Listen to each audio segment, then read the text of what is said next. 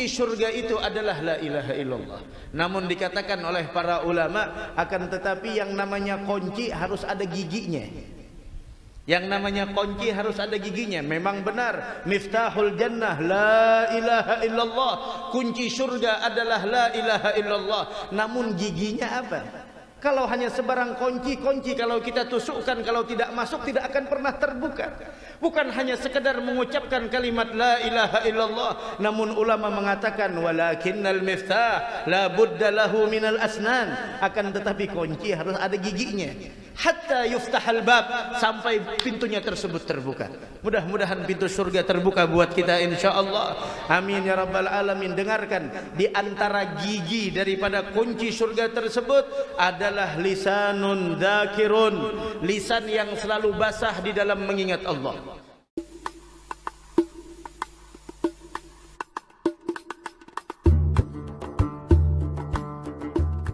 Janji Nabi kita Muhammad sallallahu alaihi wa ala alihi wasallam, man kana akhir kalamihi la ilaha illallah dakhalal jannah. Orang yang mana di akhir ucapannya adalah kalimat la ilaha illallah, maka orang tersebut mendapatkan surga dari Allah Subhanahu wa taala. Mudah-mudahan Allah berikan kita kalimat la ilaha illallah, alaiha nahya wa alaiha namut wa biha nub'at insyaallah taala minal aminin. Atas dasar kalimat la ilaha illallah kita hidup, atas dasar kalimat la ilaha illallah kita meninggal dunia, dan mudah-mudahan besok kita dikumpulkan dengan ahli la ilaha illallah.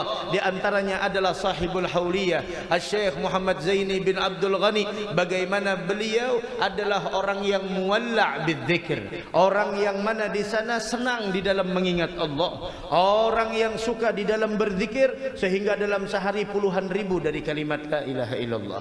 Begitu juga Al-Habib Abdullah bin Husain bin Tahir, tidak kurang dari seharinya 25.000 kalimat la ilaha illallah. Wah, kita berapa dalam sehari kita kalimat la ilaha illallah? Sedangkan Rasul mengatakan afdalu ma qultu ana wan nabiyyuna min qabli, kalimat yang paling istimewa yang pernah aku ucapkan dan nabi-nabi sebelumku yang mereka mengucapkannya adalah kalimat la ilaha illallah. Itu kalimat yang paling istimewa, bukan kalimat gombal, bukan kalimat gosip, bukan kalimat di sana yang mana menimbulkan sebuah daripada permusuhan atau menimbulkan kebencian atau perkataan-perkataan hoax, berita-berita bohong, bukan itu. Akan tetapi afdalu ma qultu ana wan nabiyyuna min qabli la ilaha illallah. Dari karenanya hadirin hadirat, ketika Allah izinkan lisan kita untuk mengucapkan kalimat la ilaha illallah, itu bukan hal yang biasa, itu bukan hal yang murahan, itu bukan hal yang sepele, akan tetapi nikmat dari Allah Subhanahu wa taala. Bagaimana di dalam sebuah asar dijelaskan la ilaha illallah miftahul jannah, miftahul jannah la ilaha illallah. Kunci surga itu adalah la ilaha illallah. Namun dikatakan oleh para ulama, akan tetapi yang namanya kunci harus ada giginya. Yang namanya kunci harus ada giginya. Memang benar, miftahul jannah la ilaha illallah. Kunci surga adalah la ilaha illallah. Namun giginya apa? Kalau hanya sebarang kunci kalau kita tusukkan, kalau tidak masuk tidak akan pernah terbuka. Bukan hanya sekedar mengucapkan kalimat la ilaha illallah, namun ulama mengatakan walakinnal miftah la budda lahu minal asnan. Akan tetapi kunci harus ada giginya. Hatta yuftahal bab, sampai pintunya tersebut terbuka. Mudah-mudahan pintu surga terbuka buat kita insyaallah. Amin ya rabbal alamin. Dengarkan, di antara gigi daripada kunci surga tersebut adalah lisanun dzakirun, lisan yang selalu basah di dalam mengingat Allah. Lisan yang selalu basah di dalam mengingat Allah. Tahirun minadz-dzunubi wal ghibah, lisan yang tersucikan dari dosa, wabil khusus dosa gosip. Jangan sampai kita saat ini telah mengucapkan kalimat la ilaha illallah, setelah keluar dari ini majlis kita gosip. Ini namanya kunci sudah kita beli namun tidak ada giginya. Harus ada giginya. Gigi yang pertama adalah lisanun dzakir, lisan yang selalu berzikir kepada Allah. Tahirun minadz-dzunubi wal ghibah, yang tersucikan dari berbagai macam dosa dan daripada berbagai macam dosa ghibah. Wal iyadzu billah subhanahu wa ta'ala. Dari karenanya Rasul mengatakan, liyattakhidh ahadukum lisanan dzakira wa qalban syakira. Hendaklah kalian menjadikan lisan yang selalu berzikir kepada Allah subhanahu wa ta'ala. Dan orang yang beriman tidak ada yang paling menggembirakan hatinya melainkan ketika mereka berzikir dan mengingat kepada Allah subhanahu wa ta'ala. Alladzina amanu wa tatma'innu qulubuhum bidzikrillah, ala bidzikrillah tatma'innul qulub. Hanya dengan mengingat Allah kita akan merasakan ketenangan. Ketenangan tidak akan pernah bisa didapatkan dari kemaksiatan. Ketenangan tidak akan pernah kita dapatkan dari pelanggaran. Ketenangan tidak akan pernah kita dapatkan dari pengabaian terhadap kewajiban yang telah diwajibkan oleh Allah subhanahu wa ta'ala. Mudah-mudahan Allah berikan taufik dan hidayah kepada kita semua. Kemudian gigi yang berikutnya, wa qalbun khashi', hati yang khusyuk, hati yang bersih. Ini yang dipinta oleh Nabi Muhammad di dalam doanya, Allahumma inni as'aluka tsabata fil amr wal azimata 'ala ar-rusyd wa nas'aluka qalban salima. Ya Allah, saya meminta hati yang bersih. Hati yang bersih dari dengki, hati yang bersih dari khianah, hati yang bersih dari kebencian sesama muslim. Jangan sampai kita habiskan malam-malam kita sedangkan di dalam hati kita masih ada tersisa kebencian kepada sesama muslim. Jangan sampai kita lewati malam-malam kita, apalagi malam-malam bulan Rajab, malam istimewa. Jangan kita habiskan malam kita sedangkan di hati kita ada hasud dengan orang lain, ada bughd, benci, ada permusuhan dengan orang lain. Samih kullaman asa ilaik. Maafkan setiap orang yang bersalah kepada engkau. Maafkan setiap orang yang mempunyai kesalahan kepada engkau. Dari karenanya Rasul mengatakan, ayajaz ahadukum ka Abi Dhamdham, apakah di antara kalian tidak bisa seperti Abi Dhamdham? Siapa itu Abi Dhamdham? Abi Dhamdham orang fakir, orang miskin, namun dipuji oleh Nabi Muhammad. Dia sebelum keluar rumah untuk bekerja, dia bilang kepada Allah, ya Rabb, segala batang tubuh saya sedekahkan kepada kaum muslimin. Maksudnya apa? Siapa yang mengata-ngatai saya, siapa yang menggibah saya, siapa yang menggosip saya, siapa yang menghina saya, maka saya maafkan kesalahannya. Saya tidak bisa membantu mereka, setidaknya saya memaafkan kesalahan orang yang berbuat jahat kepada saya. Jangan sampai orang lain mendapatkan kebinasaan karena kita, dan kita mendapatkan keuntungan dari orang lain. Jangan sampai.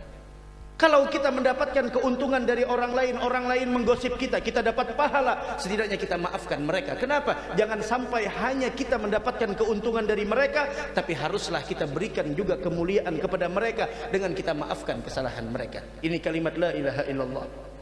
Kemudian yang berikutnya adalah wa batnun tahirun, di samping lisan yang bersih, kemudian hati yang suci, kemudian di sana wa batnun tahir, yaitu kuncinya, giginya adalah yaitu perut yang tersucikan dari makanan-makanan yang syubhat, apalagi yang haram. Wahai kepala keluarga, wahai suami, jangan pernah engkau bawa nafkah ke rumah dari hasil transaksi yang syubhat, apalagi yang haram. Kullu lahmin nabata min suhtin fannaru aulabih. Setiap darah daging yang tumbuh dari sesuatu yang haram, maka neraka yang lebih pantas baginya. Hadza sahibul hauliyah almarhum Abah Guru Sekumpul, bagaimana ayah beliau, yaitu bagaimana ayah beliau menjaga anak-anaknya jangan sampai memakan makanan yang syubhat, apalagi yang haram. Karena ketahuilah, makanan yang haram atau makanan yang syubhat, kalau sudah masuk ke dalam perut kita akan berpengaruh di dalam perangai kita, berpengaruh dalam akhlak anak kita, berpengaruh dalam pribadi istri kita. Jangan sampai, jangan yang kita pikirkan berapa gaji kita puluhan juta, tapi pikirkan apakah itu haram atau halal, apakah itu diridhai oleh Allah ataukah tidak. Karena sesuatu yang haram tidak akan pernah mendatangkan keberkahan. Akan tetapi sesuatu yang halal, itulah yang akan menjadikan kita mudah melakukan ketaatan. Itulah yang akan mudah menjadikan kita mengucapkan kalimat la ilaha illallah. Kemudian yang terakhir adalah wajawarihuhu masyghulatun bil khidmah tahiratun minal ma'asi. Kemudian yang terakhir, selain daripada lisan yang selalu basah dalam berzikir, hati yang selalu bersih dari berbagai macam penyakit iri dengki, kebencian, kemudian perut yang tidak pernah dimasukkan sesuatu yang syubhat atau yang haram, dan yang terakhir gigi kunci tersebut adalah jawarih, anggota tubuh masyghulatun, yang selalu sibuk di dalam menghambakan diri kepada Allah. Salat 5 waktu yang merupakan hadiah Isra wal Mi'raj jangan kita tinggalkan. Salat 5 waktu subuh, zuhur, asar, maghrib, isya jangan kita tinggalkan. 5 waktu yang Allah wajibkan kepada kita, sehingga as-salah mi'rajul mu'min. Salat itu adalah mi'rajnya orang yang beriman, sehingga orang beriman tidaklah mereka salat melainkan derajatnya semakin tinggi di sisi Allah Subhanahu wa taala, yaitu jawarih masyghulah bit ta'ah bil khidmah, anggota tubuh yang selalu sibuk di dalam penghambaan kepada Allah, tersucikan dari berbagai macam kemaksiatan. Inilah gigi-gigi kunci untuk membuka pintu surganya Allah Subhanahu wa taala. Sehingga sahibul hauliyah Syekh Muhammad Zaini bin Abdul Ghani Abah Gurus Kumpul, bagaimana lisan beliau tidak pernah keluar cacian, tidak pernah keluar hinaan, tidak pernah keluar kata-kata yang kotor. Hati beliau bersih dari hasud, hati beliau bersih dari dengki, hati beliau bersih dari kebencian. Dan bagaimana beliau telah dirawat oleh orang tuanya dari semenjak kecil, tidak mau memasukkan harta yang syubhat apalagi yang haram. Bagaimana beliau habis waktunya di dalam ketaatan kepada Allah Subhanahu wa taala. Dari karenanya kita memohon kepada Allah, mudah-mudahan kita termasuk daripada ahli la ilaha illallah. Mudah-mudahan kalimat la ilaha illallah selalu ada dalam hidup kita ketika kita wafat dan dalam kesendirian kita di alam kubur. Dan mudah-mudahan kita dibangkitkan bersama orang-orang ahli la ilaha illallah. Dan disebutkan orang yang melazimkan kalimat la ilaha illallah ketika masuk rumah, maka Allah hilangkan kefakiran di rumah tersebut. Masuk rumah baca kalimat la ilaha illallah, Allah hilangkan. Masuk toko baca la ilaha illallah, ingin bekerja baca la ilaha illallah. Bahkan diriwayatkan kita tutup pertemuan kita dengan kalimat la ilaha illallah. Siapa yang membaca kalimat la ilaha illallah kemudian dia panjangkan kalimat tersebut la ilaha illallah, maka hudimat lahu arba'atu alafi dzambin minal kabair, maka Allah hapuskan 4.000 dosa besar.